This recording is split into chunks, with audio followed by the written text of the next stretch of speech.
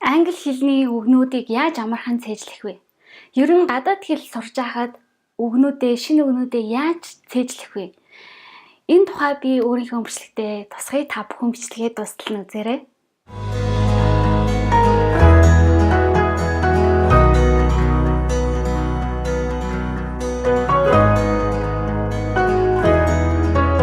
Сайн байцгаана уу? 50-аас 50 мэдчилж байна. 50 амьдралыг Монголдо гэсэн ураатай суугдмын тавтай морил. За тэгэхээр хэрвээ та нар шинээр ирсэн бол намайг 50 гэдэг. Би ээж, эхнэр, чөлөө цагаараа цахим ертөнцид амжилтанд хүрэхийг хүсэж байгаа. Тань шиг хүмүүст өөрийнхөө бичлэгийг хүргэж гаргаж байгаа ийм нэгэн эмэгтэй байна. За тэгэхээр та бүхэн хэрвээ бас мэдэхгүй байгаа бол би өөрийнхөө энэ 50-аас гэдэг энэ суваг дээр бичлэгээ монголоор хийдэг. Тэгээд 57 гээд суваг дээрээ бас англиар бичлэгээ давхар хийдэг байгаа. Тэгээд тийм учраас хүмүүс надаас англи хэл яаж сурах вэ? Яаж гадаад хэл сурж байхдаа шинэ үгээ шинээр цээжлэх вэ? Яаж хаанаас нь эхлэх вэ гэх мэтчлэн асуултуудыг бол явуулж тавьж байдаг. Би тэгээд өөрийнхөө мэддэг чаддаг бүхнийг та бүхэнтэй хуваалцаж байгаадаа баяртай байна. Тэгээд миний хувьд бол би 6 настайгаас хойш англи хэлийг сураад тэгээд их сургуульд байхдаа герман хэлийг сурж исэн. Ер нь өөрөө ингээд хэлд сурах сонирхолтой учраас багасаа орос, бас солонгос, япон хэлийг бас сурах гэж оролдож байсан. Франц хэлийг ч бас сурах гэж оролдож байсан. Гэхдээ би тэр хэлүүдийг яг бол албан ёсоор хичээлд суугаад бол сурж байгаагүй, зүгээр зурагтаар юм уу эсвэл бол найз нөхдийн хүрээнд гэх мэтчлэн өөрөө кино үзэж байгаа ч юм уу сурж исэн тийм байгаа л та. За тэгээд яг гол зөвлөгөөндөө ороход би нэг саяхан мянган захиалагчтай болоо тэр бичлэгэн дээрээ ерөнхийдөө өөрийнхөө нэг алдааны тухай ярьж ирсэн. Тэгээд тэр үедээ би бас яг бүрэн утга санаагаа илэрхийлэх гэж байгаад бас жоохон орхигдуулсан байлээ. Мянган захиалагчтай болоод тэрэндээ бас их сэтгэл хөдлөсөн байсан болохоор бас тэрийг бас яг гүйцэд санаагаа илэрхийлээгүй байлээ. Тэгээ хамгийн гол нь тэр бичлэгийг хэрвээ та нар үзээгүй бол эргээд үзэж болно. Тэр бичлэгийг би яагаад ярьж байгаа юм бэ гэхээр би ингээд та бүхэнд өөрийгөө танилцуулж байхад би за ямар ч байсан нэг 2-3 хэлээр бол гайгүй сайн ярьдаг. Тэгээд нэг бага саг нэг өөр бас 2 хэлээр ярьж мэддэг. Гэхдээ тэр энэ хэлээр ярихад бид нэр шинэ үгүүдээ маш сайн цээжлэж тэрийг хэрэглэж сурсан байх хэрэгтэй. Гэтэл би 7 дугаар ангидаа химийн хичээлийг анх ороход 108 элементийг цээжилж чадаагүй. Тэгээд тухайн удирдалтаа бол муу авч ирсэн юм байна. Тэгээд энэ дээр 108 элементийг гэдэг үзэхээр 108-ын жишээлбэл англи хэлээр ингээд чөлөөтэй ярьдаг болохын тулд хамгийн багадаа 3000 үг цээжилсэн байх хэрэгтэй гэж байна. 3000-ын үгийн мэдлэгийн хүрээтэй байх юм бол та өдөр тутамдаа англиар яриад татлахын хаанч англи хэлээр хүнтэй ярилцаад өөрийгөө ойлгуулад бас нэвтрэлцээд байх тийм боломжтой гэсэн үг. Гэтэл би ягаад 108 элемент цээжилж чадаагүй вэ гэхээр тухайн үед би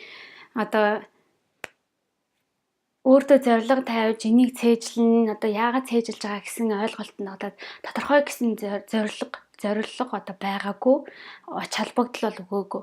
Гэтэл би англиар 40-40 мянган үгийг германаар 40-40 үгнүүдийг ингээд сураад цээжлээд яваад ингээд өдөр тутамдаа ашиглаад явж байна. Яагаад вэ гэхээр надад анхнаасаа би англи хэлээр юм уу англи хэл сурж байхдаа би хүнтэй нэвтрэлцэн энэ хүнтэй би ойлголцож чадахын тулд энэ үгнүүдээ цээжлэх юм а гэдэг чинь та нарын хувьд яагаад англи хэлийг сурж байгаа вэ? Та нар магадгүй гадагшаага сургуульд гадаадд сурна гэж бодож байгаа. Эсвэл ажлын байран дээрээ хүмүүстэй нэвтрэлцээж тушаал авахад чинь англи хэл илүү хэрэгтэй байж магадгүй. Ер нь ийш тийшээ гадаад дотоод руу аялахыг гэсэн ч гэсэн зүгээр гар утсаар дээрээ тоглоом тоглоё ч гэсэн англи хэл хэрэгтэй. Ажил дээрээ компьютер эзэмшээд явъя гэхэд ч гэсэн англи хэрэгтэй байгаа. Тэгэхээр хамгийн нэгдүгээр та нар бүхэн өөрийнхөө яагаад англи хэл сурах гэж байгаа, яагаад гадаад хэл тэр хэлийг сурах гэж байгаа вэ гэдгийг бас өөртөө тодорхой болгож аваад тэгээд өөртөө яг ингээд за би өдөртөө тэдэн үг цээжилнэ.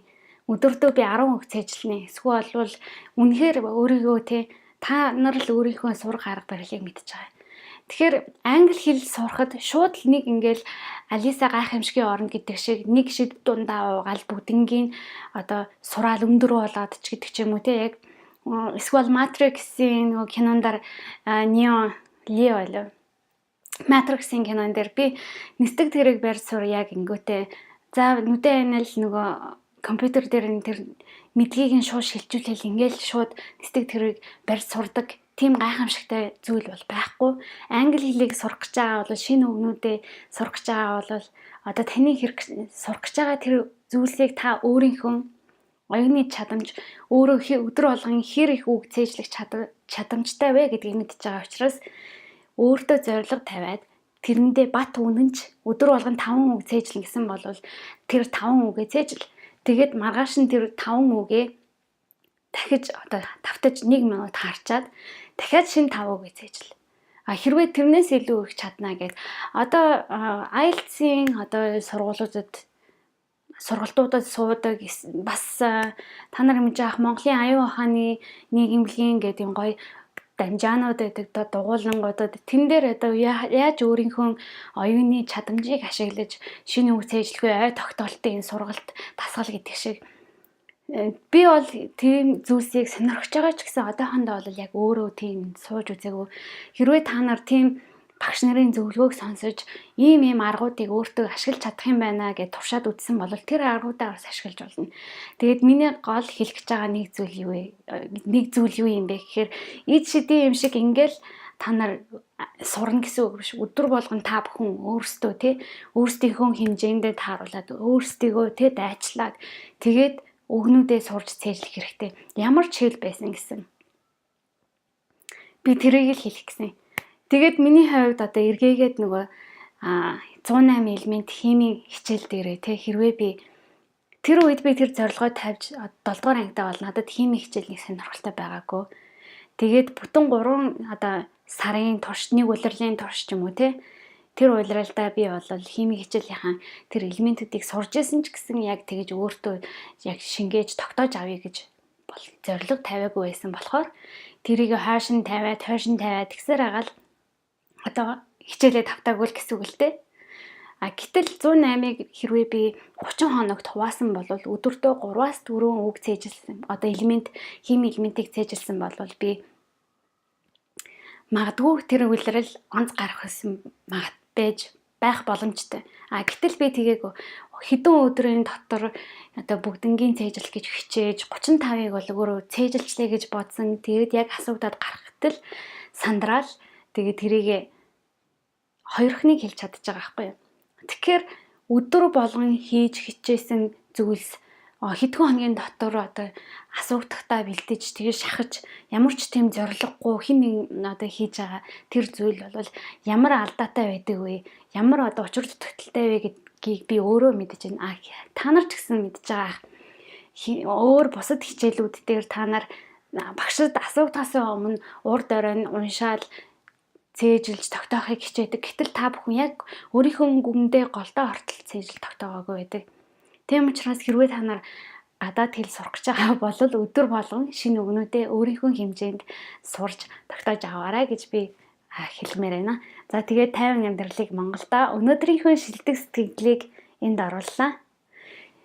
Бичлэг маань үзэж одоо сэтгэлдээ үлдээцэг та бүхэндээ маш их баярлалаа. Тэгээд та нарын аж тусаар би одоо өөрийнхөө мэддэг чаддаг бүхний та бүхэндээ хуваалцаж байгаадаа бас их баяртай байна. Надад та бүхний маань сэтгэл таалагдлаа гэж хэрхий мэрэгнээ өргөсөн бүгд их гоё урам зориг болт юм шүү.